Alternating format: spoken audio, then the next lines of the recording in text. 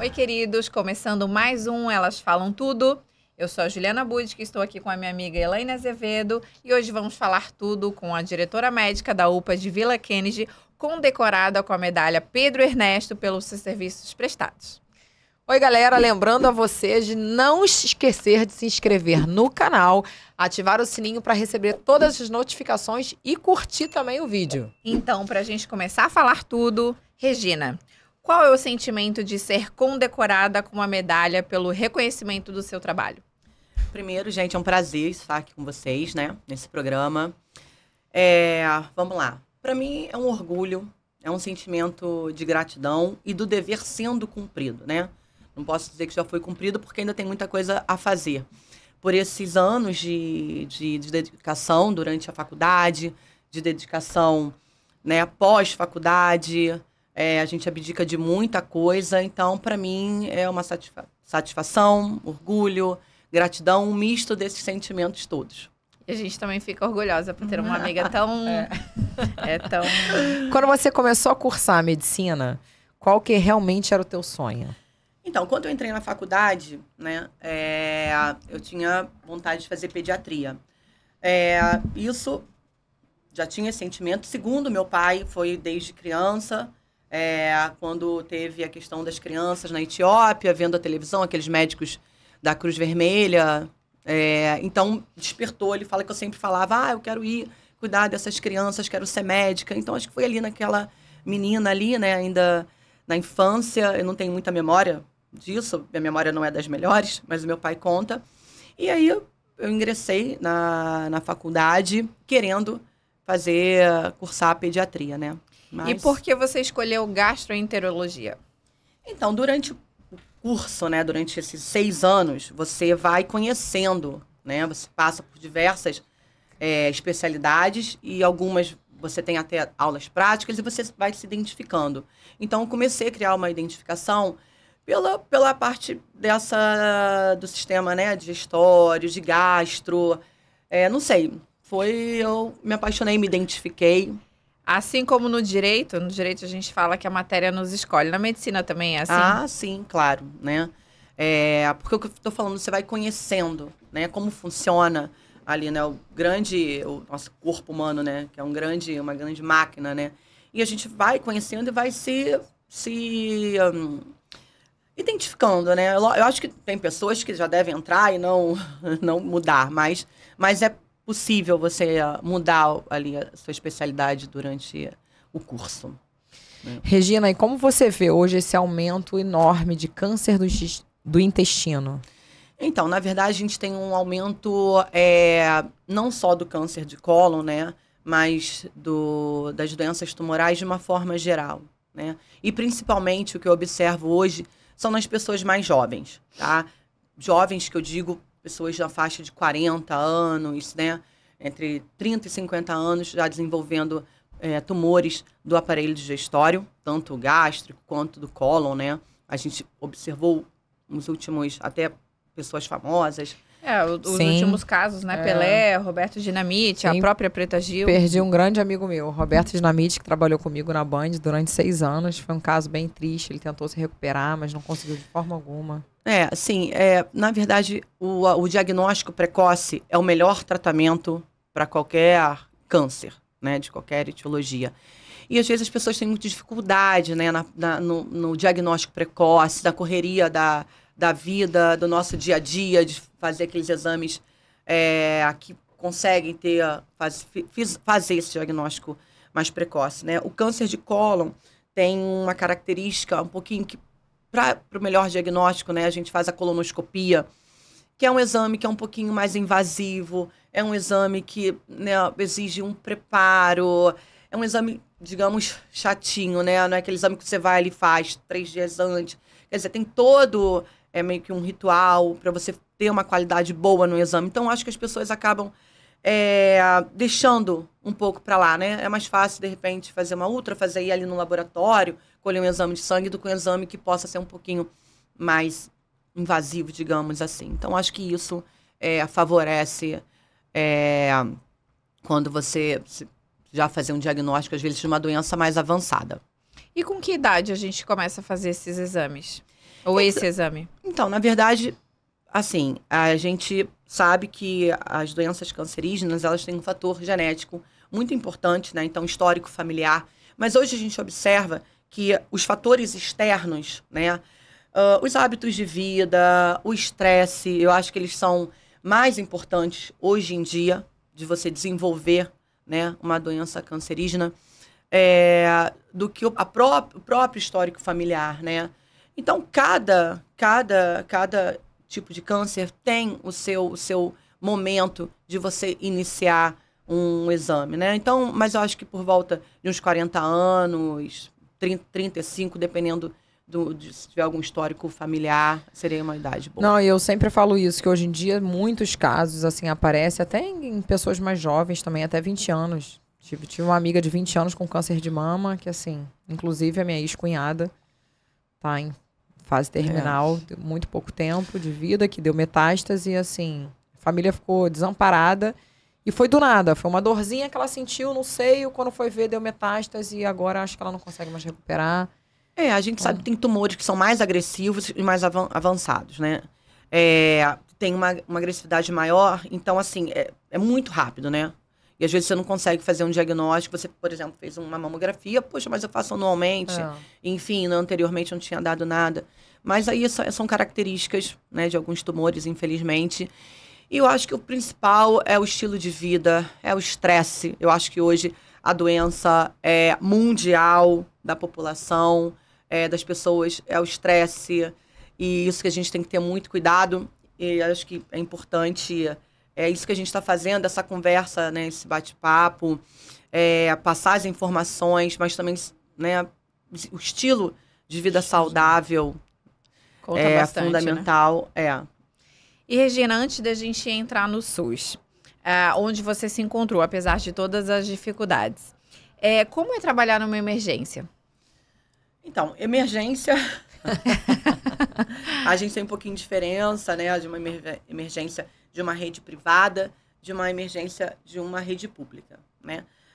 Primeiro, até os casos de pacientes, né, que chegam a uma emergência privada e a uma emergência pública. A sua carreira, você começou na emergência privada, no hospital privado? Sim, quando eu comecei a sair da faculdade, né, eu fiz meu estágio num hospital que pertencia à faculdade e que atendia o público do SUS, né? Quando eu saí da faculdade, eu comecei a trabalhar na rede privada e na rede pública também, mas não numa grande emergência. Eu trabalhava numa emergência mais de uma rede privada.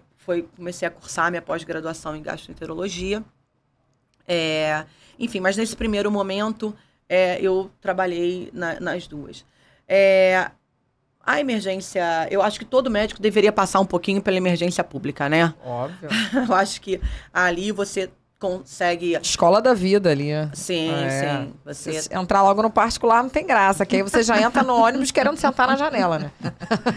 Não passa por aquela emoção. Não, eu acho que é você ali realmente fazer, né, aquela... medicina em que você... A realidade, né? E que você não tem aquela tecnologia de ponta, mas você pode oferecer um bom tratamento também ao paciente, sabe? Assim, tanto é que se você sofre um acidente de carro ou algo assim, melhor você ir para um hospital público inicialmente, né? A gente tem excelentes emergências na rede pública, em que você tem um neurocirurgião de plantão, excelentes neurocirurgiões, ortopedistas, cirurgiões gerais. Então, assim, eu acho que todo médico deve conhecer, sim. Mas é cansativo, né? Porque não para, né? Você fica ali, às vezes, 24 horas, plantões de 24 horas full time. No início da minha carreira, eu fazia 36 horas de plantão. Uma curiosidade, esses plantões, vocês fazem 24 horas, 36 horas? Sim, eu já cheguei a fazer. E vocês têm tempo para descansar? Tem um tempo específico? Porque às vezes vou fazer um plantão de 36 horas, vou trabalhar as 36 horas freneticamente. Como que é esse descanso? Então, existe um descanso por lei, né? Até por lei a gente tem direito a descanso. Às vezes, eu sei que as pessoas não entendem muito que a gente tem um direito a descanso. mas a gente tem por lei.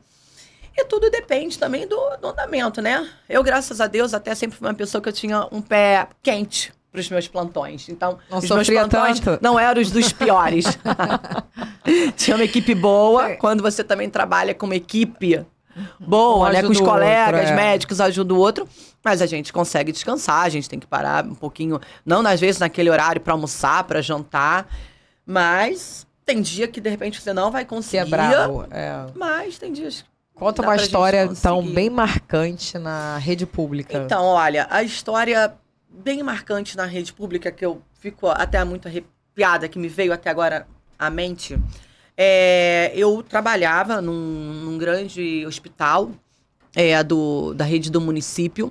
Hoje é da rede do município, na época era estadual, que é o Albert Schweitzer, em Realengo. Eu era plantonista, eu ainda não era chefe, porque eu fui anos chefe de equipe da emergência de lá também. Mas eu ainda era plantonista. E teve um assassinato na escola, aquele caso da escola em Realengo, que um ex-aluno chegou na escola atirando nas crianças. Isso já deve ter mais de 10 anos. Foi um dos primeiros casos até no Rio de Janeiro, né? E a gente estava no plantão e, de repente, começaram a chegar algumas crianças trazidas até pelo carro da polícia, baleadas, algumas, infelizmente, já em óbito. E a gente não estava entendendo muito bem o que era aquilo, né? Hoje eu me emociono até um pouco, porque naquela época eu não era mãe, hoje eu sou mãe, então quando a gente é mãe, a gente... Isso emociona um pouco a gente. E a gente não entendeu o que estava acontecendo, né? Naquele primeiro momento. E depois a gente foi informado por um policial que houve um atentado a uma escola pública ali próximo e que estavam vindo mais crianças. Então aquilo foi, assim, muito emocionante, porque é um hospital grande, é um hospital de 11 andares, né? E a gente recebendo aquelas crianças na emergência. O diretor do hospital na época desceu, os médicos para emergência, os médicos do CTI desceram. Assim, foi um grande mutirão, né, para atender aquelas crianças vítimas. Então, eu acho assim, é um caso triste, ao mesmo tempo gratificante pelas crianças que se salvaram, assim, muito marcante, porque... Vivenciar aquilo na prática, Isso. né? Estar na linha de frente. Isso, exatamente, né? Esse caso Depois é veio triste, meio que e a agora pandemia tá- também, né? Um pouco. Mas esse eu acho que foi um caso que me marcou muito. E conta pra gente um pouquinho essa mudança, né? Da rede privada para a rede pública, por onde começou, até como foi a sua trajetória até chegar à medalha. Então, na verdade, eu teve um período que eu fui morar em Portugal, já formada, eu já estava trabalhando, tinha consultório, mas fui ficar 6 meses em Portugal, meu pai estava em Portugal, construindo uma casa nossa, ele ficou um período doente lá, e eu acabei indo para lá, larguei tudo aqui, fui para lá, fiquei 6 meses lá. Aí, quando eu voltei, eu recebi um convite, né, para trabalhar no hospital público, que era até o Albert Schweitzer. E ali eu fui me apaixonando, né? Depois recebi convite para ser chefe de equipe da emergência de lá. E a minha diretora lá, depois de alguns anos, né, me chamou para a parte da gestão, né, que é onde eu hoje estou. E foi meio que nesse período, né? Eu fiquei 6 meses, digo, afastada. E quando eu voltei, né, para recomeçar a consultório, enfim, até, né, retomar isso tudo, eu recebi esse convite. E aí entrei, gostei, né? Me identifiquei, porque acho que a gente faz muito com pouco que a gente tem. E eu vejo que a gente melhorou, a gente tem a tendência ter melhora, apesar das pessoas talvez não serem tão perceptível. Mas nesses anos que eu estou de SUS, eu percebo que a gente vem tendo melhoras, principalmente na parte de emergência. E se deu nesse período aí que eu fiquei fora, quando eu retornei para o Brasil. Eu gostaria de saber, você é à frente da gestão de uma UPA. Qual é a sua maior dificuldade que você enfrenta hoje? Então, hoje a maior dificuldade, é lógico, né? A UPA é um sistema público, a gente tem as dificuldades. A UPA é uma unidade pronto atendimento, né? Então, a gente dá aquele primeiro atendimento, mas a gente não é uma unidade hospitalar, né? Ela é uma unidade pré-hospitalar. Então, a gente não tem certos recursos e não é para ter mesmo, pelo que a unidade se propõe. Eu acho que a gente presta um atendimento excelente. Hoje, a maior dificuldade é gerir pessoas. Eu acho que a grande dificuldade do gestor. Gerir pessoas, encontrar pessoas, lidar com pessoas, formar pessoas. Né? Uma liderança. Então, eu tenho várias categorias dentro da UPA, né? Então, desde a categoria que tem maior responsabilidade, que é o médico, é óbvio, né? Mas, assim, a gente tem uma categoria de médicos, categoria de enfermagem, de administrativos, né, de limpeza, de tudo ali. Então, a maior dificuldade é você conciliar e entender que todo mundo ali tem a sua importância, né? Claro. Que nós somos uma grande equipe que a gente tem que dar o melhor atendimento ao nosso usuário. Lógico, cada um com as suas responsabilidades, né? Uma responsabilidade de um médico é uma responsabilidade técnica, então ela é muito maior do que né, um colaborador, né, do registro ou de um colaborador de uma área administrativa, mas todos são importantes ali. Então, acho que essa gestão de pessoas, eu acho que no fundo é mais difícil, né, mais desafiador, né, do que a própria a parte ali assistencial, do que a gente tenha de alguma deficiência. Mas, graças a Deus, assim, eu tenho uma equipe muito boa, uma equipe que também trabalha comigo. E é o que eu falo aqui, a gente é a nossa casinha aqui, todo mundo tem que se ajudar, todo mundo isso é muito legal. Importante.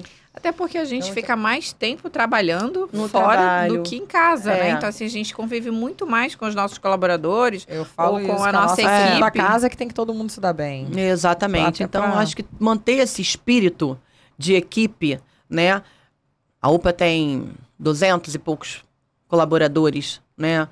Manter essa equipe de espírito, esse espírito de equipe e sempre motivado, né? Com motivação, apesar das dificuldades todas que a gente tem, que a gente pode realmente, né, oferecer um serviço ao nosso usuário, apesar de ser também dentro de um território, né? A gente está dentro de um território, dentro de uma comunidade.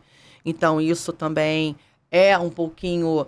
As pessoas ficam com receio, né? Às vezes, de trabalhar em unidades dentro de comunidades. Mas eu sou muito feliz lá. A gente, sabe, as pessoas são muito gratas também, que fazem dali. E você, como mulher, assumindo um cargo desse de grande responsabilidade, já sofreu algum preconceito?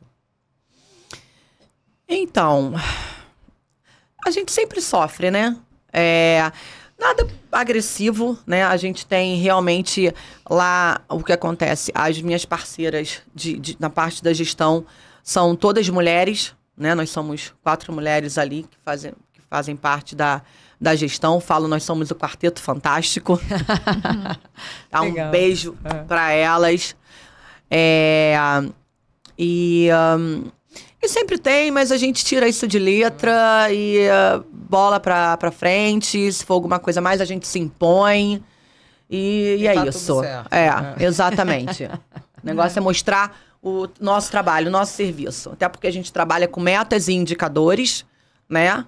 Na gestão. Então, assim, a melhor forma de mostrar é a gente sempre mantendo os nossos indicadores e as nossas metas, lá em cima.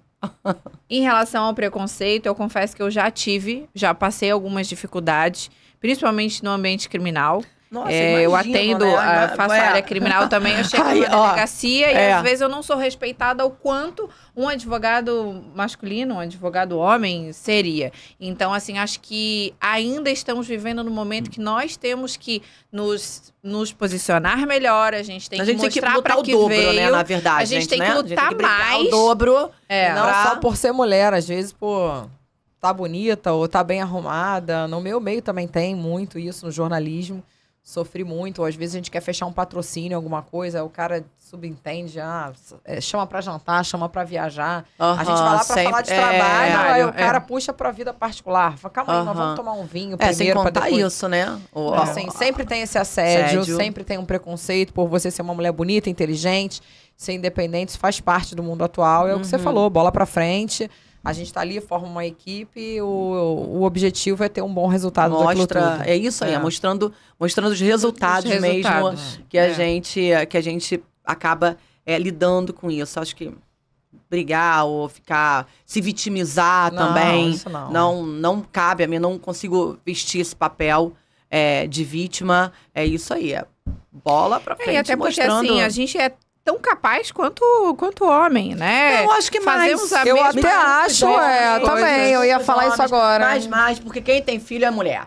Então, não, e além Deus de sabe tudo, o que faz, gente. E além Deus de sabe. tudo, a gente tem que ser mãe, tem que ser a gestora, tem que ser a empresária, tem que ser a pessoa que vai cuidar da casa. A gestora da casa. Tem que ser a ainda gestora chegamos da casa. cansadas do trabalho e o marido ainda quer assistência. Aí é que E ainda não dá. tem essa parte. É verdade. Compras, né? Tudo isso. Filho, ainda mais, a gente tem filho mais ou menos na mesma faixa etária, então a gente sabe que eles estão exigindo da Atenção. gente tudo, né? Ainda chega em casa, tem que brincar, ainda tem que dar janta. Sabe? Então, assim, eu acho que esse reconhecimento que eu acho que a gente não tem. Eu acho que esse reconhecimento a gente busca até mais do que a questão que me preocupa de preconceito, sabe? Isso a gente vai fazer e pronto, acabou. O que eu falo, hoje na minha unidade são 4 mulheres, ou seja, não tem um homem Na gestão. ali, entendeu? Então, é isso. Agora vamos voltar ao papo de Portugal. Além de tomar muitos vinhos, o que você trouxe da cultura de lá pro Brasil? Então, eu morei em Portugal dos 14 aos 18 anos, né? E depois, assim, sempre fui desde pequena. Eu amo Portugal, sou portuguesa, né? Tenho dupla cidadania. É minha segunda casa. Tenho amigos, né? Vocês conheceram na nossa viagem. Eu acho que a questão do respeito, não digo assim do respeito, mas seguir meio as regras, né? As normas, né? Até anos atrás, quando eu ia a Portugal, na Europa, né? Ou seja, nos Estados Unidos, a gente usava cinto de segurança no carro. Aqui no Brasil, a gente não usava, né? Você passa meio que um exemplo, né? Você vai para a Europa, você não avança o sinal, você para na faixa de pedestre. Eles são Aí educados, você tá no né? Brasil, você não faz isso. Então, acho que esse respeito ali, essa educação, essa coisa de sociedade mesmo, que existem normas e regras na sociedade que a gente tem que seguir, né? Acho que isso a gente traz um pouquinho quando a gente mora fora. E também sente a diferença, né? Quando volta de uma viagem e sente falta disso então, agora aqui, eu vou contar um episódio hilário. E eu levei a nossa cultura de carioca pra lá, né? Porque estávamos na fila do castelo, aquele castelo. Chegou lá eu e o marido dela. Falou, vamos dar um pulinho lá. Tava uma fila quilométrica, todo mundo, Regina na fila com o marido. E eu falei assim, bom, vou dar um pulinho lá na porta pra ver por que tá essa fila enorme esperando. Aí eu olhei pro Gaúcho, eu falei assim, Gaúcho, vamos dar desentendido aqui, vamos entrar rapidinho. O jeitinho carioca, chegando em Portugal. Conclusão, daqui a pouco eu e ele dentro do castelo ligando pra Regina. A Regina tá onde? Ainda tá na fila. Ah, meu Deus, é portuguesa. Ai, Foi ótima essa viagem. Foi muito bom, gente. Eu lembro disso. Mas é isso, eu acho que a gente traz um pouco isso, né? Que a gente, no Brasil, infelizmente, eu acho que perdeu Mas de tudo, eu achei que eles gostam bastante de brasileiro, apesar de, assim, muitos brasileiros terem que... Não vou falar nem a palavra invadido, mas é porque Portugal foi tirado agora como um grande lugar com qualidade de vida, então muitos brasileiros foram pra lá. E tava todo mundo meio que rejeitando, né? Os brasileiros, até em trabalho e tal. Naquela viagem que a gente fez, e várias outras, foi minha 4ª vez que eu fui pra Portugal, eu me senti muito bem recebida lá. Eu também não observei isso não, até porque Portugal, assim como todos os países da Europa, né, tem uma população envelhecida, então eles precisam de mão de obra. Você vê, ainda mais Portugal, que é um país pequeno, né? Muito jovens acabavam imigrando, saindo para países, né? Para França, para Suíça, onde tem muitos imigrantes portugueses. Então, aquela mão de obra não tinha, né? E os brasileiros foram. Então, foi um período que os brasileiros foram para lá como mão de obra. Depois, agora, há pouco tempo, estão indo como investidores, né? Sim. Então, eu também nunca senti isso, não. Me sinto em casa. Eu acho que quando você está fora do seu país, você pode sentir um pouquinho deslocado, mas... Eu senti um pouquinho de rigidez, né? Eles são bem corretos em algumas coisas, né? Então eu senti essa... Mas pavio curto também, porque quando a gente faz uma pergunta que pra eles deve ser idiota, eles respondem, tipo, dando meio que uma patadinha assim. Não, eu já falei isso. Isso não é patadinha, eu já falei. Quando eu falei isso. Português é meio literal ali, né? Você pergunta idiota, E tolerância você conheceu zero. um pouquinho do sistema de saúde de lá ou não? Só morou lá quando era pequena e depois foi agora, ficou com teu pai e não chegou a... Então, conheci, né? Lá a saúde é pública, basicamente pública, né? Não tem essa coisa de plano de saúde, rede privada, igual a gente tem aqui. Então, é uma saúde que funciona bem. Principalmente aquela atenção primária ali de... Aquele médico, né? Ela ainda tem muito isso, o médico de família, o seu médico. Então, é um país que funciona bem. Agora que está começando a ter alguns hospitais privados, mas, de uma forma geral, as pessoas procuram a saúde pública. E, Regina, conta pra gente. Se você não fosse médica, seria...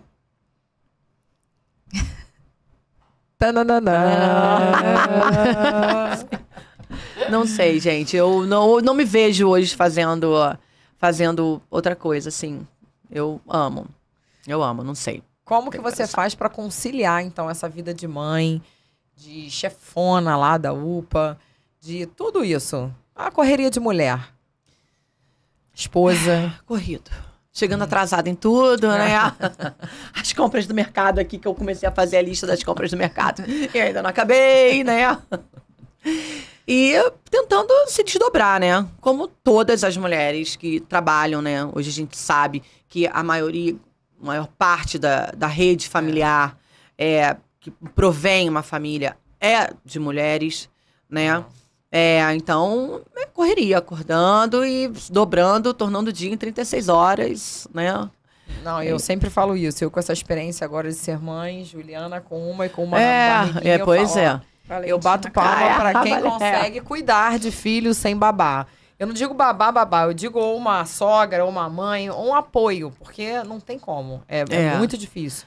A não ser que você coloque tua filha 12 horas na escola, fica ali integral, porque a gente ainda pode se considerar mulheres privilegiadas, né? Por conseguir ter um suporte, o que a grande maioria não tem, né? E é responsável aí por um lar, por uma família. Sim. Né? E mesmo assim também há aquela preocupação, né? Por mais que ela esteja na creche, não vou deixar muito tempo na creche, ou se ela tá em casa, será que ela tá bem em casa? Será que essa pessoa que tá em casa tá cuidando bem? Às vezes, né, passa vários sentimentos na nossa mãe já nasce culpada, cabeça. Né? Mãe já nasce com a culpa, Nós falamos que você foi condecorada com a medalha Pedro Ernesto. Conta um pouquinho pra gente como foi essa trajetória até a medalha. Então, eu acho que foi um reconhecimento, né, do meu trabalho ali efetivamente onde eu estou atualmente, né, naquele território, na frente da UPA. Foi uma das lideranças, né, comunitárias do território que trabalhava junto na Câmara Municipal e que um belo dia eu recebi um convite, né, de que eu ia ser condecorada com essa medalha e eu fiquei muito, como eu já falei no início, né, orgulhosa, ao mesmo tempo nervosa, né, como seria no dia, foi muito emocionante, mas eu acho que foi reconhecimento daquele período que a gente viveu ali de pandemia, porque foi um período pós-pandemia, né, quando você chega, eu assumi a gestão ali em 2019, então logo depois a gente teve esse boom, né, da pandemia. Foi pandemia, final, do Covid. Na verdade, foi final de 2019 e início de 2020, pós-carnaval, né? ali em 2020. E a gente foi assolado por esse tsunami. E, diante de todas as dificuldades, a gente conseguiu, né, dentro de uma unidade que, como eu falei, as UPAs são unidades de pronto atendimento, não chega a ser nenhuma unidade hospitalar, mas que a gente conseguiu dar assistência. Lógico, foram muitas vidas perdidas, mas também muitas que foram salvas. E eu acho que é um reconhecimento, né, do meu trabalho, ali da minha dedicação para aquela população, né, ali. Mas eu acho que é isso, é o reconhecimento, né, de não só ali, de toda a minha trajetória, né, são mais de 15 anos de formada, mas foi aquele momento ali, né, de você estar ali numa população carente e uma pessoa que representa aquela população, né, um dos representantes daquela população, reconhecer, né, o benefício, né, que aquele equipamento de saúde ele traz para aquele território ali. E peraí, deixa eu reconhecer esse trabalho que foi prestado. E aí foi isso, né? Chegou lá na Câmara dos vereadores. Fico muito feliz de ter uma amiga assim.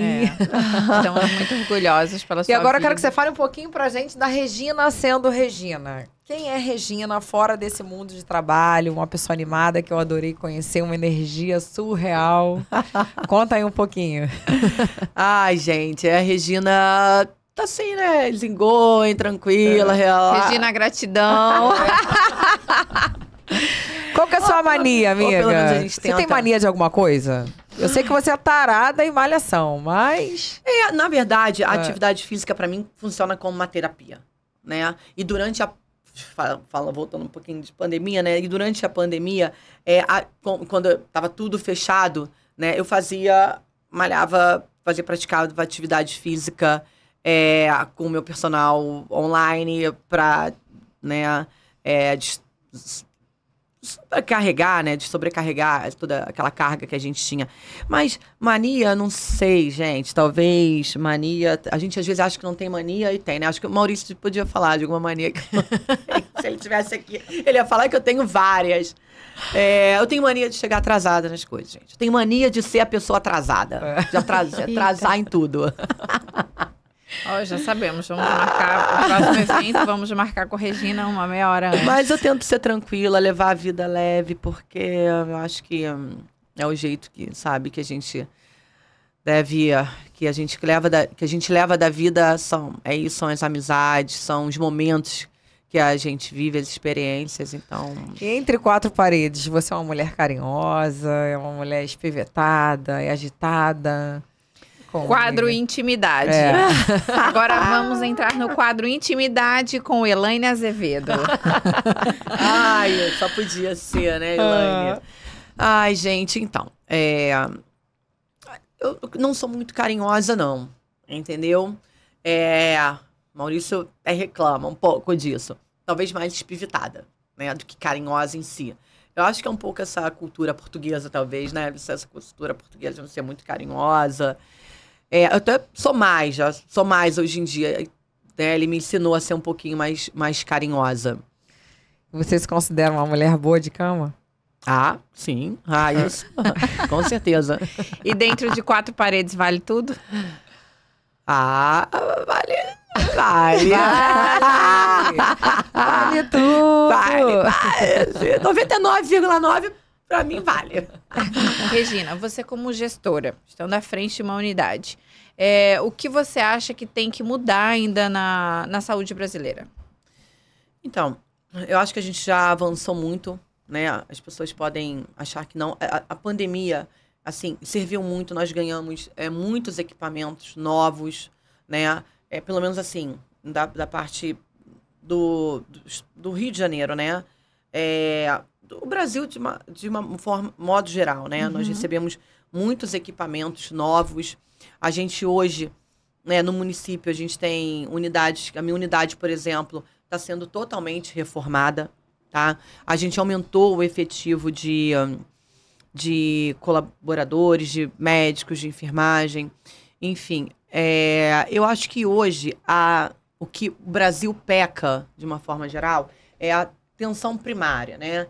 É a saúde básica, e que é o mais barato, na verdade, né? É mais barato, é mais fácil você cuidar do paciente que é diabético, que é hipertenso, né? Ter aquele cuidado do que você cuidar daquele paciente hipertenso que sofreu um AVC, né? Que vai se tornar uma pessoa, vai sair do mercado de trabalho, né? Vai gerar um custo para a previdência social, né? Às vezes pacientes jovens de 40, 50 anos, vai ocupar um leito de um hospital terciário. Então, um investimento na saúde básica, na atenção primária. Só que a gente tem muita dificuldade hoje de encontrar médicos, tá, que queiram trabalhar na atenção primária, que se dediquem mais à saúde básica. Mas sim, porque a maioria acaba escolhendo uma especialização e esquece dali do arroz com feijão inicial, né? Isso, exatamente. Então, eu acho que é o que o Brasil tem que investir e tem que melhorar. E é o mais efetivo, né, mais eficaz e mais econômico. É realmente a saúde básica. E a população também, a pessoa mesmo também ter a consciência, né?